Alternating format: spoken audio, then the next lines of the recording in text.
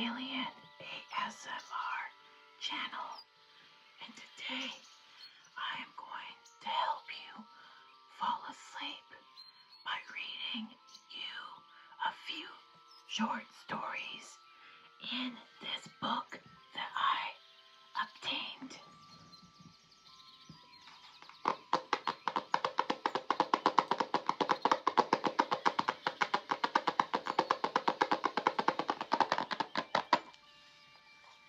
It is called The Secret Lives of Elves and Fairies, from the private journal of Rev. Robert Kirk.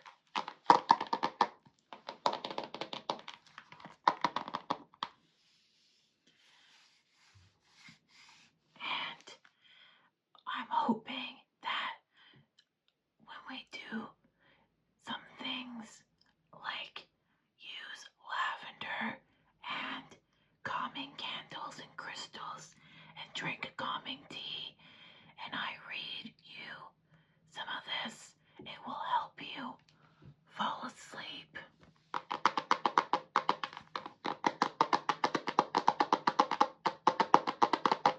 But before we begin our readings, I will make you a cup of tea. I have a special tea.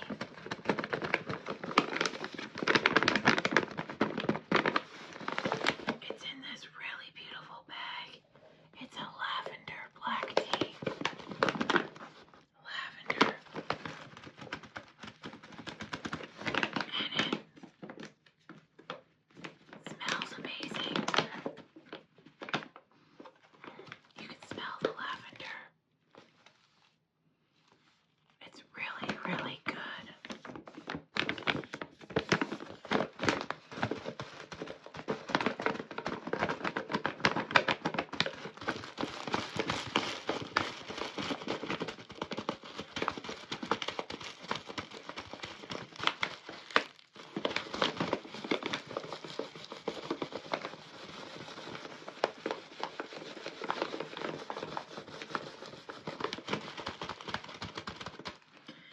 Let me make you a cup. I'm going to put it in this special mug.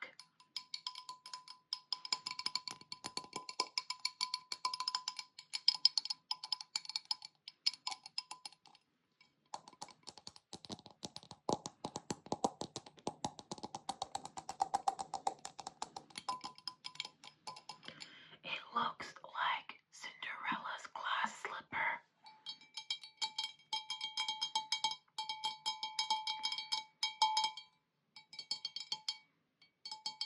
I don't know if you can see the shininess, but today the theme is going to be relaxation.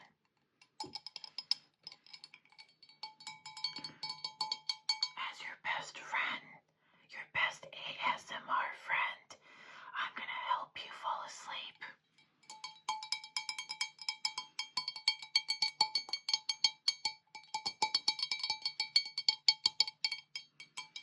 Let me pour you a cup. I already have some brewing.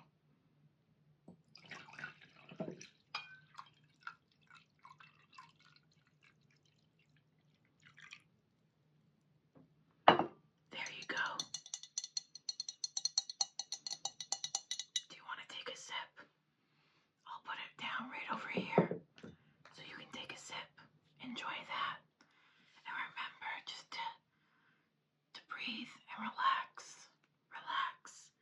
Today's about staying calm and relaxed so that you can have a full hours of sleep. We want to get you into a state of relaxation so that you can properly sleep. The next thing I'm going to do is to spray some really good lavender spray around. That will help. I'll put a little bit on your pillow, okay? A few sprays on your pillow and a few sprays in the air.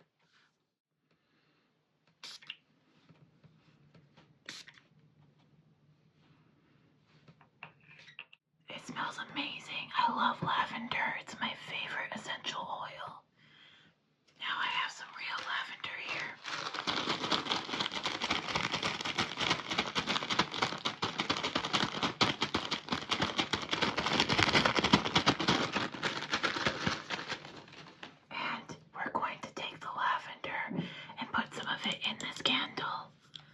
This is a really special candle. It's an amethyst candle.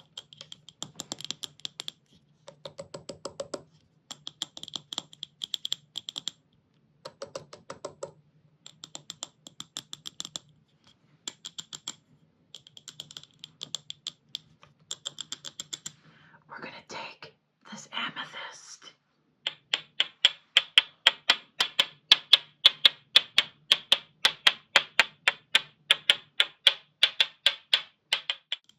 to help you stay calm.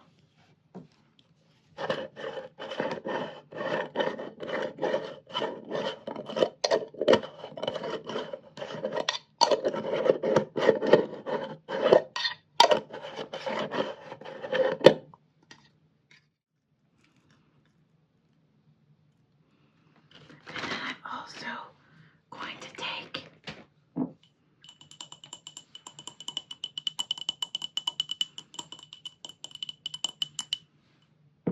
some essential oils to help keep you relaxed. It's really important during this process that you just take some deep breaths and really close your eyes and relax. Enjoy the tea and enjoy the aroma of the lavender to help soothe you. And remember, you deserve great things. This is a very important essential oil. It helps with calming you.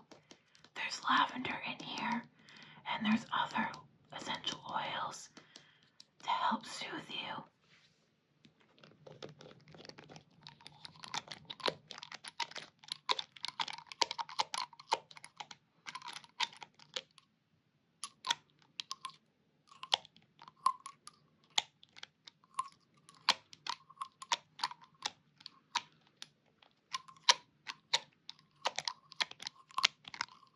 We're going to put a few drops of it in our candle with the lavender, and it's going to diffuse it into the room.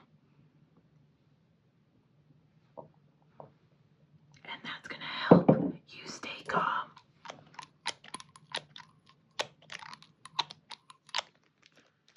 I don't know about you, but I really like fairies. That's why I chose this book today.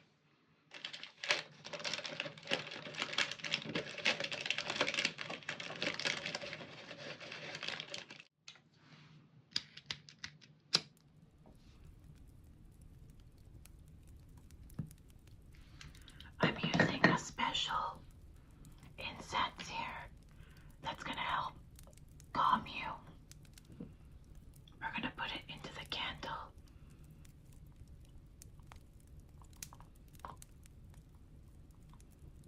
The candle is now lit. I want you to focus on the flame. We're going to set our intention. Our intention is to fall asleep. Our intention is to fall asleep.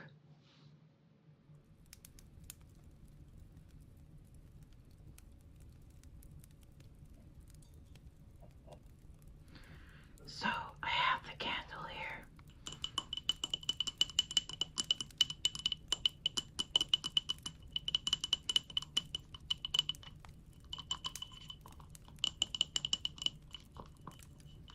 See, the flame is lit.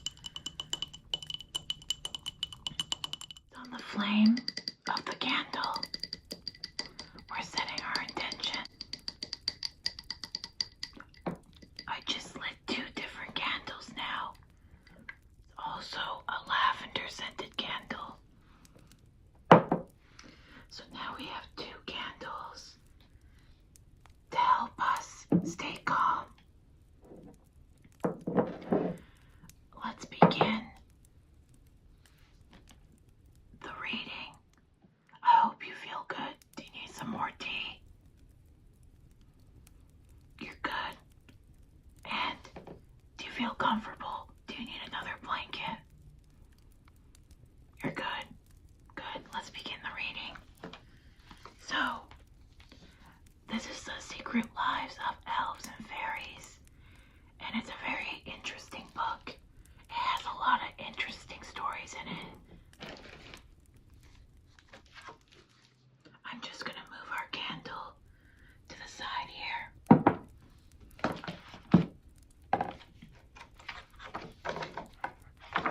As you can see, it's a very short book, but it's a hardcover one.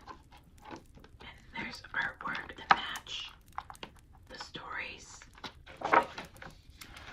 This one here is called The Magical Doorway. And as you can see, there's a picture of the moon. It says here, it was on a fair evening of the month of May that I wandered close by that piece of earth known to all as the fairy owl, a full round moon being but lately risen. So a being arised out of the moonlight. The land was bathed in a peaceful, peering light, and by its glow my footsteps were led. As so often before the foot of the mound, then it was that suddenly I heard a strange, wild music, the source of which was unknown to me.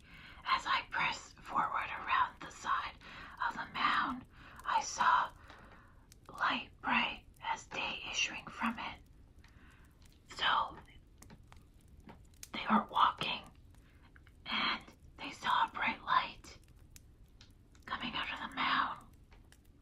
A jar on the warm night after the dark, so bright was the light, and so strong pull of the music in my ears. So they heard a very eerie, mystical music.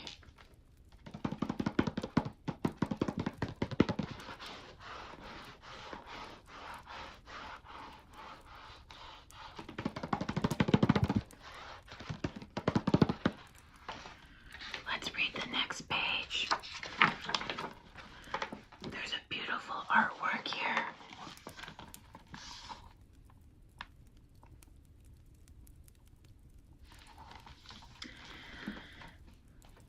I love this book because it's set in Ireland and I have Irish ancestors. So I like reading folklore in regards to that part of the world. Right here it says, went forward without hesitation and found myself looking into the how itself. Yet here was no earthen door or rough dark place, but instead a shapely carven door frame of a mortared stone, and beyond it a passage leading downward. It was from the depth of the place that the bright, bold light and a sound of harps and pipes and other instruments strange to my ears issued forth into the night, as I smelled a wondrous scent of roses or other flowers that blossom in the summer, just like the lavender that we have burning right now. Hopefully you can smell it.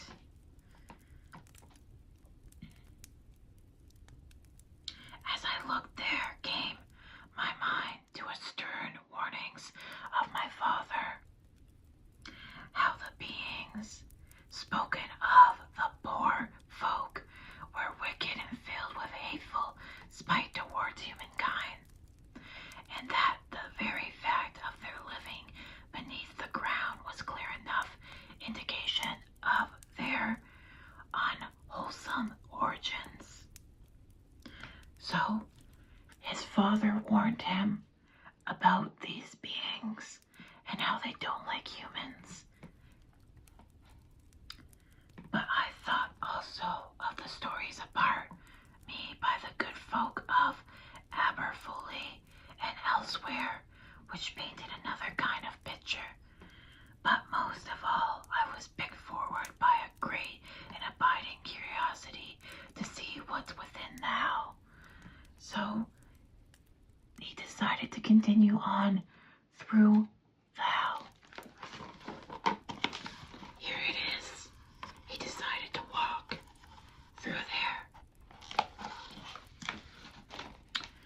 There I took a step across the threshold, and then another upon the white stone of a passage, and then third, and so on, until I had walked further into the mound, and then it was beneath, but always downward by a gentle shit. The sudden, as I was mindful of turning back, I emerged into a place of such wonder that even now I am scarcely able to describe it without trembling.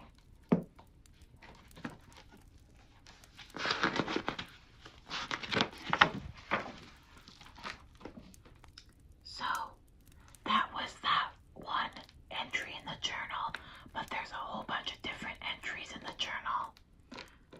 Oh, you're starting to doze off. That's good. That's good. That's what we want. I will read one more. Here's a picture of the fairies and elves. I hope you can see that. I will read you more about this. This one is called Exploring the Lands Beneath. In this one, I'm not gonna whisper. Thus began my visit to the enchanted lands beneath. As I swiftly learned to call them, I soon found that the cavern was no more than a teeny piece of the fairy realm. Beyond it lay a vast land under a great sky that was lit with sun, moon, and stars like to our own, but brighter, closer it seemed, and still somehow beneath the earth above. So too I came to know and understand the different natures of the several races that dwelt beneath, and even something, so much as they knew, of their history and origins. This I have set forth below in the best order that I can eliminate. The unearthly realms as best I may. My few poor sketches and paintings are placed here as a visual record what I saw, though I fear it is beyond the skills of even the greatest of artists, which I am assuredly not, to replicate all that I saw as I wandered on fairy ways. And there's another entry here in this journal. After a time, as I grew accustomed to the subtle colors and shades of the place, I began to see how these immortal beings moved in our world. Often then, as I went about my everyday pursuits, I caught shy glimpses of one of the fairy race, walking almost in the steps of a clumsy human being, laughing, jesting, and carrying out some secret task of which I knew nothing. But ever my knowledge grew, and with it an increasing sense of wonder and delight. The people of the other worlds. So this is one entry in the journal. This next piece I'm going to whisper. Whatever their origins were, no elimination of the devil, but rather a grand, fierce, gentle, romantic, brotherly, wise, and ancient folk, from whom, if truth be told, we may yet learn much. It is in the spirit that I write these words, This 16th day of October 16th, 188, as God it may judge. Robert Kurt of parish of Aberfoley in the county of Scotland. A lot of these stories are Celtic in lore. They come from both Scotland and Ireland.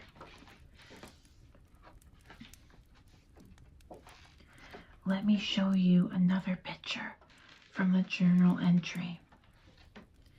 Here is a picture of the lady from the lake.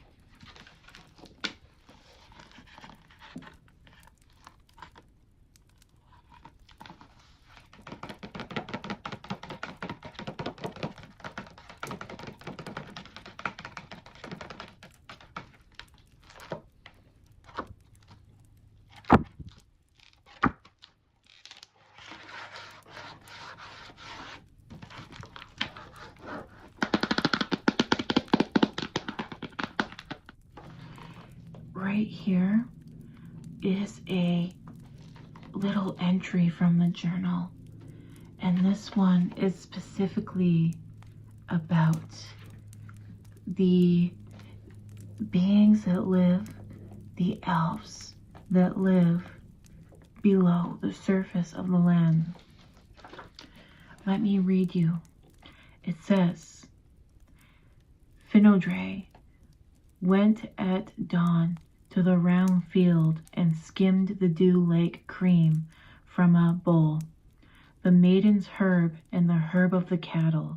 He was trending them under his naked soul. He was swinging wide on the floor of the meadow, letting the thick swath leftward fall. We thought his mowing wonderful last year, but the strength of him this year passes all. He was lopping the blooms of the level meadow. He was laying the long grass ready to rake. The bog bean out of the rusty carrigan, as he stroked and mowed it, was fair a shake. The scythe that was at him went whizzing through all things, shaving the round field bare and of soil. And whenever he spotted a blade left standing, he stamped down with his heel and unshouled. So this is about the farming techniques of the fairy realm.